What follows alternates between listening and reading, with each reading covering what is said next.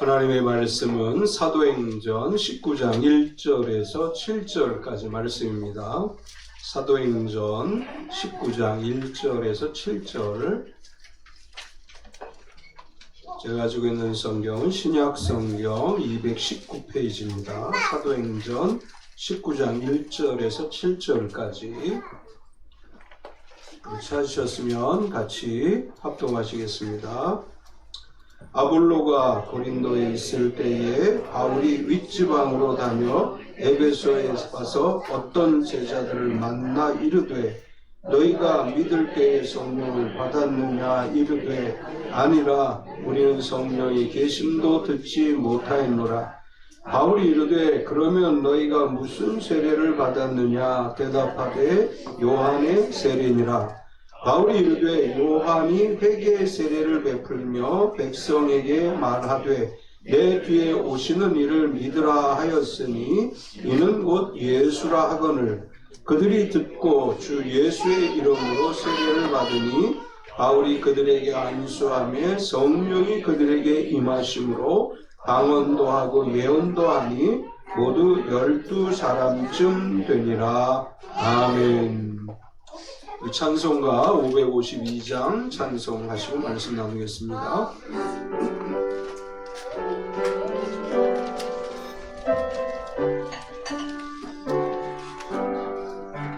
아침에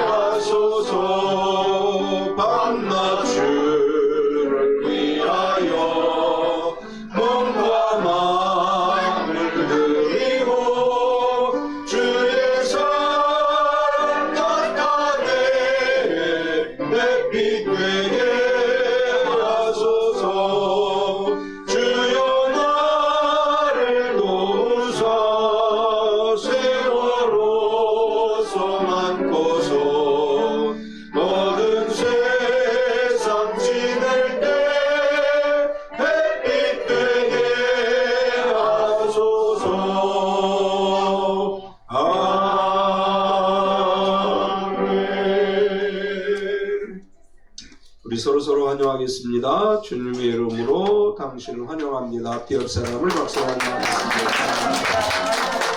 주님의 이름으로 환영합니다.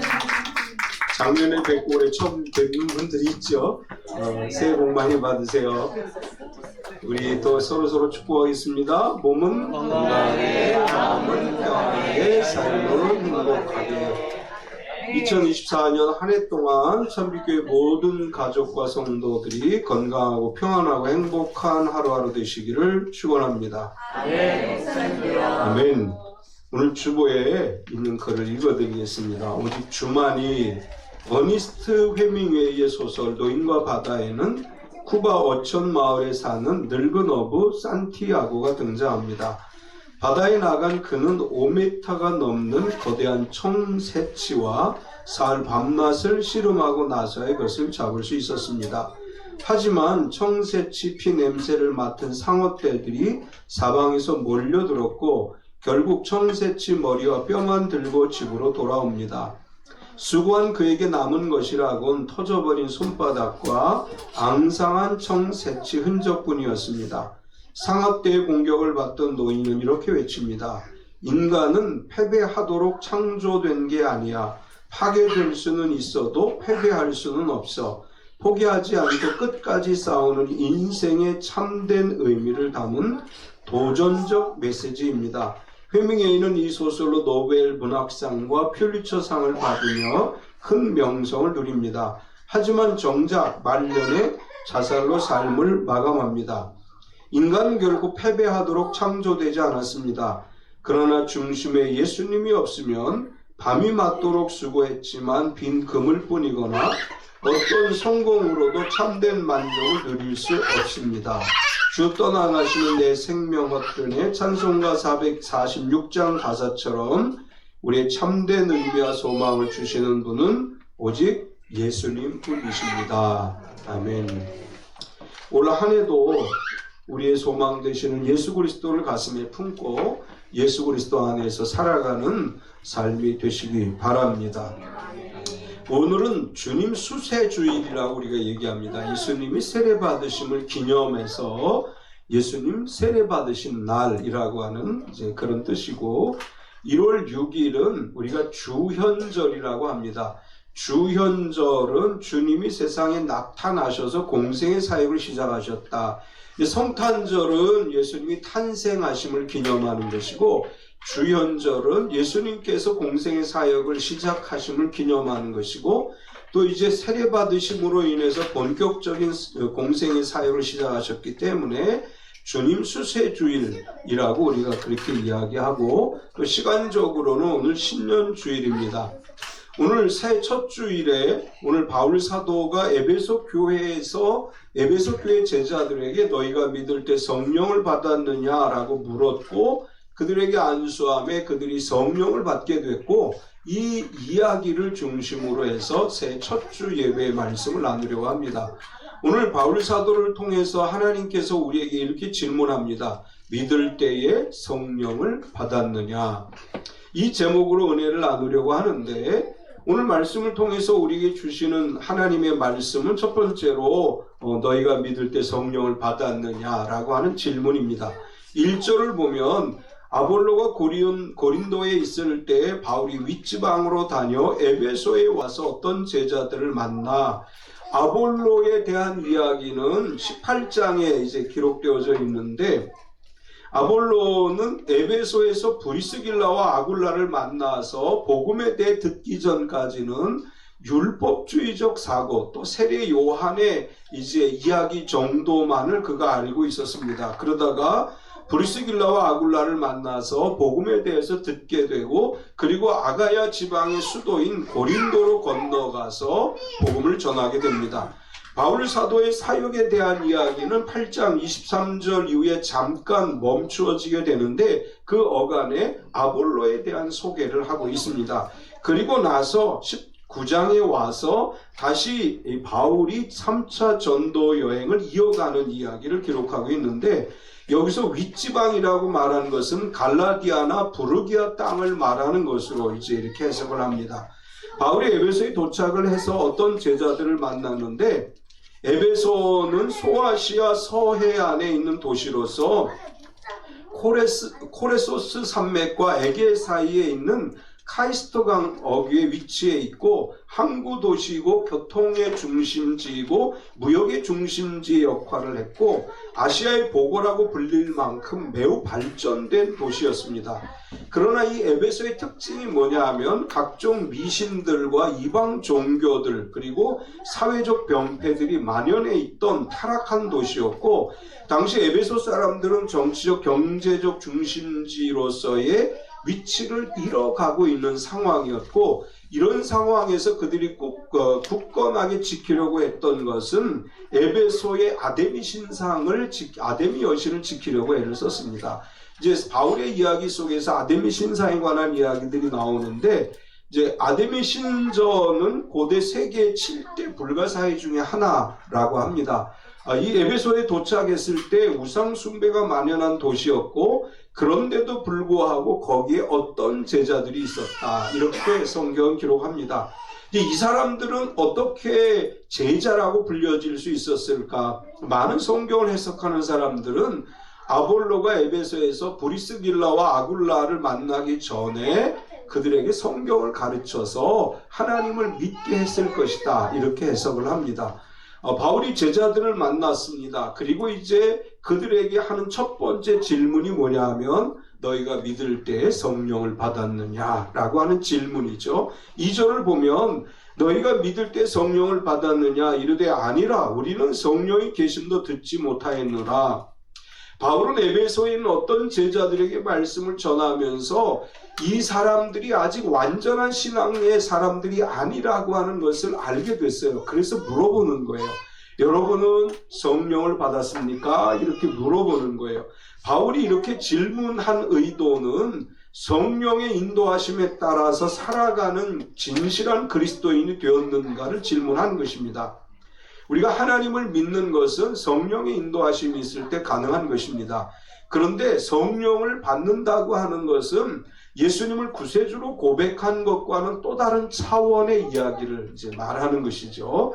바울은 누구보다 율법에 열심이었던 사람입니다. 그러던 중에 그 다메섹 도상에서 예수님을 만나고 나서 성령의 인도하심을 받으며 삶의 변화를 일으켰습니다. 따라서 바울 사도는 우리가 처음 예수님을 만날 때 성령으로 말미암아 예수님을 믿게 된 것과는 다른 차원에서 성령을 받았느냐, 성령 충만을 받았느냐 이렇게 질문하는 것이고, 예수님을 믿을 때 성령이 도우시는 것과는 다르게 성령이 우리 안에 오셔서 우리의 삶을 이끌어 가시는 성령 충만의 삶을 살고 있는가를 질문하는 것입니다. 우리가 예수님을 믿고 나서 성령을 받고 성령의 인도하심을 받고 살아가는 것과 성령의 인도하심이 없이 살아가는 것에는 분명한 차이가 있습니다. 성령 충만한 그리스도인은 순간순간 성령의 인도하심과 도우심을 경험하면서 살아가게 되고, 힘들고 어려운 상황이 올 때에도 성령의 이길 힘을 주셔서 능히 그 모든 상황들을 견디어낼 수 있는 것입니다. 우리는 성령 충만한 그리스도인으로 살아가야 되죠. 올 한 해 2024년에 성령 충만한 그리스도인이 되시기 바랍니다. 하나님께서 우리에게 질문해요. 너희가 성령을 받았느냐? 내가 믿을 때 성령의 인도하심에 따라 살아가고 있느냐? 이렇게 질문을 합니다. 에베소에 있는 제자들에게 바울이 너희가 믿을 때 성령을 받았느냐라고 물었더니 그들이 이렇게 대답해요. 성령이 계심도 듣지 못했다. 2절을 다시 보면, 뒷부분에 보면 우리는 성령이 계심도 듣지 못하였노라. 에베소 제자들은 아직 예수님에 대한 완전한 지식이 없었다는 것을 알 수 있습니다. 그들이 하나님을 믿고 예수님을 믿는다고는 하지만 아직은 요한의 침례만을 알고 있고, 아마도 어떤 요한의 침례를 알고 있는 사람들이 와서 복음을 전했거나 아볼로가 아직 예수님에 관한 완전한 지식이 없는 상태에서 에베소 사람들에게 예수님을 증거해서 그들이 하나님을 믿고 예수님을 믿는다고는 하지만 아직은 예수님이 주시는 성령의 세례를 무엇인지 모르고, 심지어는 성령에 대해서 듣지도 못했다, 알지도 못했다, 이렇게 이야기합니다. 이들에게 있어서는 요한의 세례에 대한 지식만 있었을 뿐이지 성령 하나님에 대한 지식이 그들에게 없었다고 하는 것이고, 그러자 바울은 그들에게 질문을 합니다. 그러면 너희가 무슨 세례를 받았느냐? 3절을 보면 바울이 이르되 그러면 너희가 무슨 세례를 받았느냐? 대답하되 요한의 세례니라. 바울은 그들이 성령이 있다는 것을 들어보지도 못했다 이렇게 이야기하니까, 그럼 너희는 무슨 세례를 받았느냐 이렇게 질문을 했고, 그들이 대답하기를 우리는 요한의 세례를 받았습니다. 이것은 아마도 아볼로가 아직 완전한 지식이 없을 때, 또는 아볼로가 아니더라도 다른 어떤 요한의 침례만을 알고 있는 사람들에게 배웠기 때문에 그리스도에 대한 온전한 지식이 없고, 그래서 요한의 세례만을 알고 있었고 그들이 요한의 세례만을 받았다라는 것을 알 수 있습니다. 우리가 신앙생활함에 있어서 성경에 대한 바른 지식을 갖는 것이 매우 중요합니다. 성경에 대한 바른 지식이 없이 신앙생활하면 온전한 신앙 가운데 거할 수 없는 것이고, 특별히 삼위일체 하나님에 대한 바른 지식이 없으면 우리의 신앙이 왜곡될 수 있습니다. 우리는 성부, 성자, 성령 삼위일체 하나님을 믿습니다. 성부자, 성부, 성자, 성령 하나님은 오늘도 우리의 삶 가운데 함께 하시는 분이십니다. 에베소 제자들은 이제 바울을 만나서 두 번째 믿고 세례를 받았습니다. 요한의 세례를 받았고 성령이 있음도 알지 못한 에베소 제자들에게 바울이 그리스도에 대해 전하기 시작합니다. 그들이 그리스도에 대해서 전하고 또 그들에게 세례를 베풀게 되고 그들이 세례를 받고 거듭난 그리스도인이 됐습니다. 바울은 에베소 제자들에게 요한의 세례에 대해 설명해 주면서 요한의 세례는 뭐냐? 회개의 세례다. 이렇게 가르칩니다. 4절을 보면 바울이 이르되 요한이 회개의 세례를 베풀며 백성에게 말하되 내 뒤에 오시는 이를 믿으라 하였으니 이는 곧 예수라 하거늘. 바울은 에베소 제자들에게 그리스도를 증거하기 전에 먼저 요한의 세례를 받았다고 했기 때문에 요한의 세례가 무엇인지를 가르쳐 주는 거예요. 너희가 요한의 세례를 받았다고 했는데 요한의 세례는 뭐냐? 회개의 세례다. 에베소 제자들은 요한의 세례를 받았는데 그 세례가 어떤 의미가 있는지 완전하게 이해하지 못했고, 바울은 이제 요한의 세례는 뭐냐? 회개의 세례다라고 가르쳐 줍니다. 우리가 마태, 마가, 누가 요한복음에서 요한의 사역을 잘 알죠. 세례 요한이 광야에서 외치는 자의 소리가 되어서 그들에게 회개하라 천국이 가까웠다고 선포하면서 세례를 주었습니다. 요한의 세례는 회개의 세례였고 요한은 자신에게 세례받으러 오는 사람들에게 회개하라고 외쳤습니다. 따라서 요한이 세례를 받을 때 회개하고 세례를 받은 것이고, 따라서 요한의 세례는 회개의 세례라고 하는 것을 바울이 이제 가르쳐 주면서 예수님을 영접하고 구원받은 성도도 가장 먼저 해야 될 일은 회개하는 것이죠. 우리가 예수님을 믿는 것으로 이제 끝나는 것이 아니라 예수님을 구세주로 영접했으면 가장 먼저 회개하고 그리고 이제 세례를 받는 것이죠. 계속해서 바울은 요한이 회개의 세례를 베풀면서 내 뒤에 오시는 이를 믿으라고 했다, 이렇게 증언을 합니다. 4절 뒷부분에 가서 보면 내 뒤에 오시는 이를 믿으라 하였으니 이는 곧 예수라 하거늘. 복음서에서 공이 세례 요한에 대한 기록을 하면서 요한이 이렇게 이야기한 것을 다 기록합니다. 내가 너에게 물로 세례를 주거니와 내 뒤에 오시는 이는 불과 성령으로 너에게 세례를 주실 것이고 내 뒤에 오시는 이가 그리스도이시고 하나님의 아들이시다, 이렇게 증언합니다. 요한은 주의 길을 예비하는 자요 증거하는 자라고 스스로 이야기했고, 바울은 요한의 역할은 주님을 드러내는 것이라고 이야기하면서 요한이 이렇게 이야기하지 않았느냐? 내 뒤에 오시는 이를 믿으라고 했는데 그분이 바로 예수님이다, 이렇게 증언을 했습니다. 예수님은 우리에게 구세주이십니다. 예수님은 우리에게 생명을 주시기 위해서 이 땅에 오신 것입니다. 예수님 안에 생명이 있음을 바울이 증언하며 그들이 바울의 이야기를 듣고 예수님을 구세주로 영접한 다음에 주 예수의 이름으로 세례를 받았습니다. 5절을 보면 그들이 듣고 주 예수의 이름으로 세례를 받으니, 이들은 요한의 세례를 받았지만 요한의 세례는 회개의 세례일 뿐이고 요한이 증거한 대로 뒤에 오시는 분이 예수님, 그분이 그리스도이시니까 그분을 믿어야 한다, 이렇게 바울이 증거하니까 그들이 예수님을 영접하고 주 예수 그리스도의 이름으로 세례를 받았습니다. 이제는 그들이 예수님을 믿는 그리스도인이 되었고 이제는 하나님의 진정한 성도로서 예수님의 제자로서의 삶을 살아가게 된 것입니다. 우리가 세례를 받을 때 이제 우리 오순절 교회들은 유아 세례를 하지 않는데 그 이유는 뭐냐 하면 세례는 본인의 신앙 고백에 의해서 행하는 것이기 때문입니다. 부모가 아무리 신앙이 좋아도 아이가 신앙 고백이 없는 상태에서 세례를 받는 것은 옳지 않다. 그래서 세례를 받을 때는 본인이 신앙 고백을 할 수 있을 때에 세례를 받도록 그렇게 정해 놓았어요. 아직 예수님에 대해 모르면서 그냥 마지못해 부모가 예수님 믿으니까 세례 받는 것은 이제 오순절 교회에서는 옳지 않다고 생각을 합니다. 본인이 예수님은 나의 구세주이십니다 라고 신앙 고백을 할 때 세례를 받는 것이고, 에베소 교회 성도들은 바로 그렇게 본인들의 신앙 고백을 통해서 세례를 받게 됐고, 이제 주 예수의 이름으로 세례를 받은 그들에게 세 번째로 성령을 그들이 받았습니다.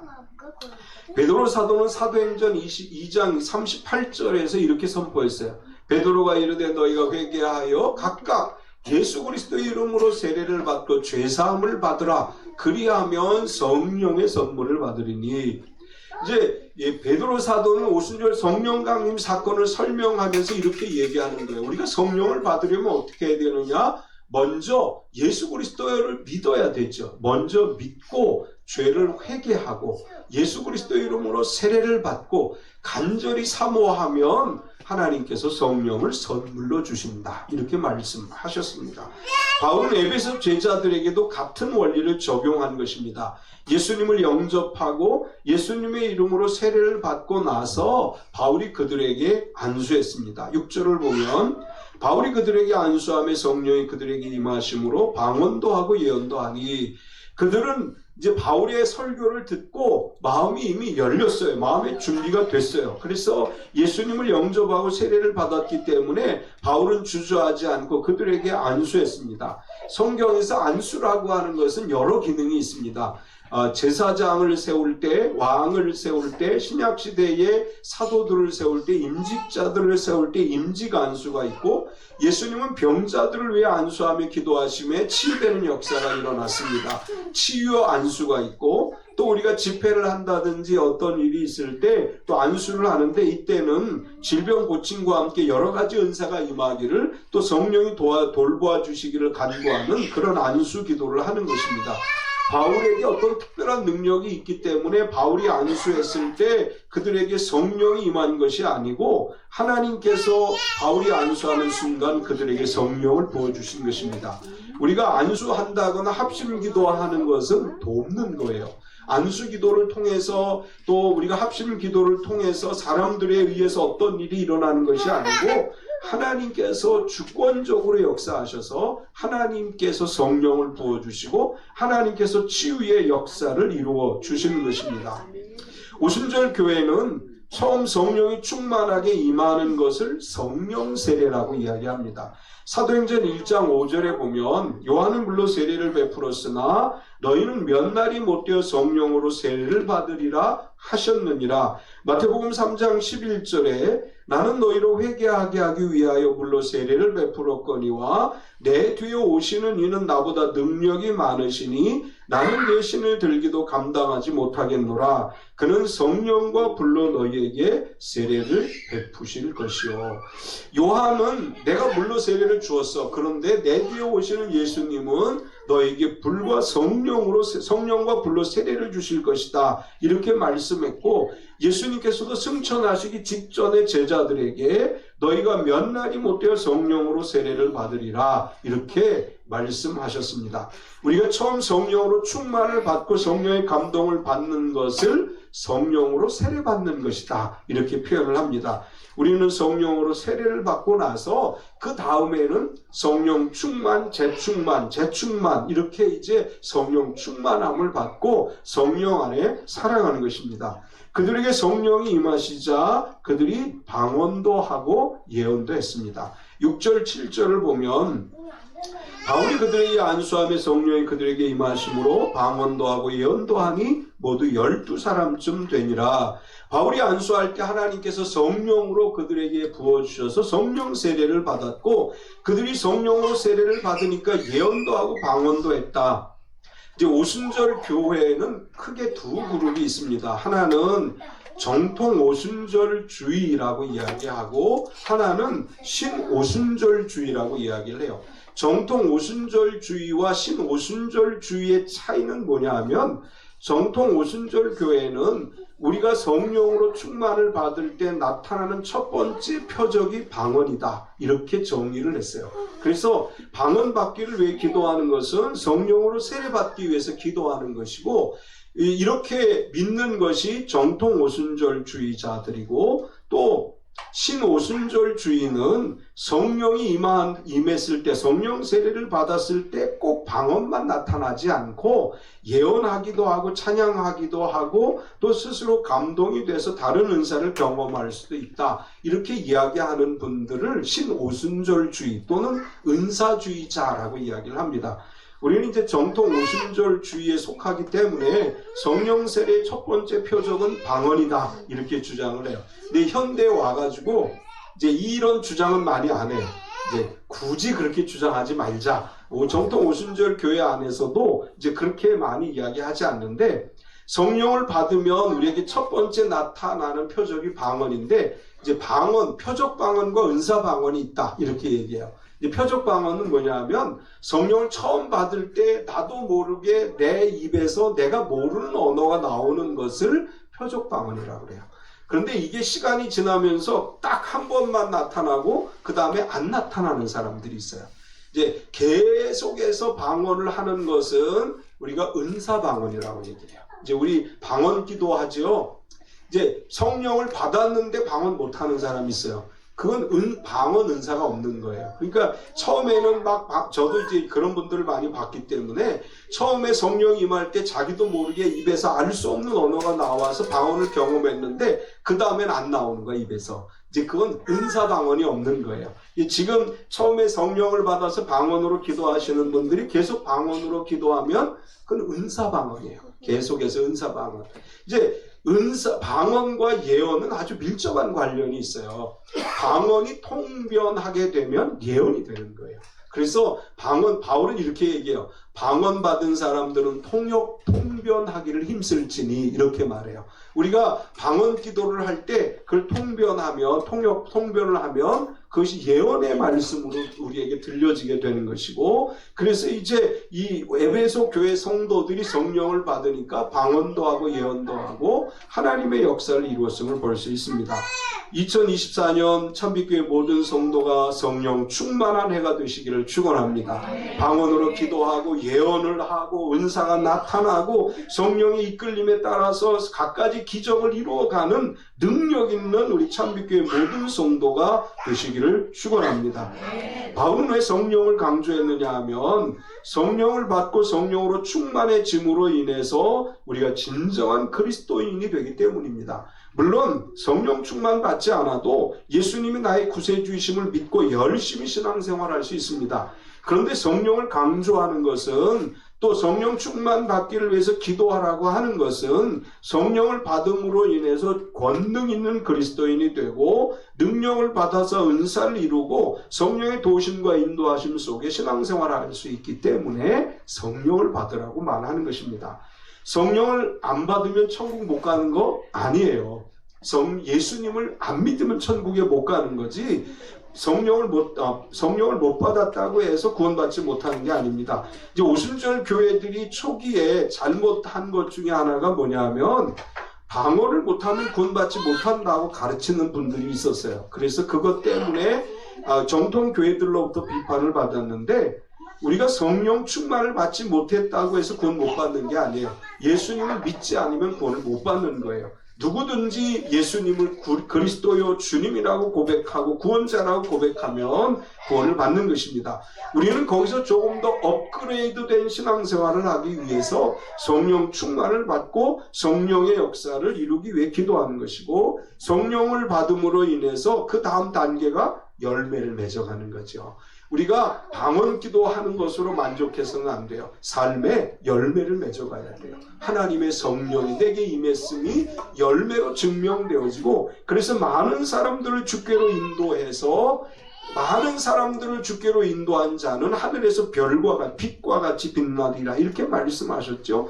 참미교회 모든 성도들이 성령 충만해서 성령의 은사를 나타낼 뿐만 아니라 열매를 맺어서 많은 영혼을 주님께로 인도해서 마지막 때 주님께 인정받는, 그리고 이 땅에서도 성령 안에서 표적과 기사가 거룩한 종 예수 그리스도의 이름으로 나타나서 매일매일이 하나님의 은혜로 승리하는 복된 삶이 되시기를 축원합니다. 하나님 감사합니다. 오늘도 우리가 주의 전에 나와 말씀을 들었습니다. 2024년 첫 주에 하나님께서 우리에게 말씀하시기를 너희가 믿을 때 성령을 받았느냐 말씀했습니다. 사랑하는 하나님, 올 한 해 우리가 성령 충만한 가운데 살아가게 하여 주시옵소서. 성령님 우리에게 오셔서 우리가 성령의 이끌림을 받게 하시고 성령의 인도하신 가운데 살아가게 하여 주시옵소서. 성령님 우리에게 기름 부어 주셔서 우리의 연약함이 강하게 하시고 성령님 우리에게 기름 부어 주셔서 우리의 부족함이 채워지게 하여 주시고 성령님 우리에게 오셔서 기름 부어 주사 믿음으로 살아가는 삶이 되게 하여 주시옵소서. 올 2024년 참빛교회 성도들의 사업체와 직장과 가정과 학교와 삶의 현장 속에 성령의 능력이 나타나고 성령의 임재하심의 증거들이 드러나게 하여 주시옵소서. 예수님의 이름으로 기도드리옵나이다. 아멘.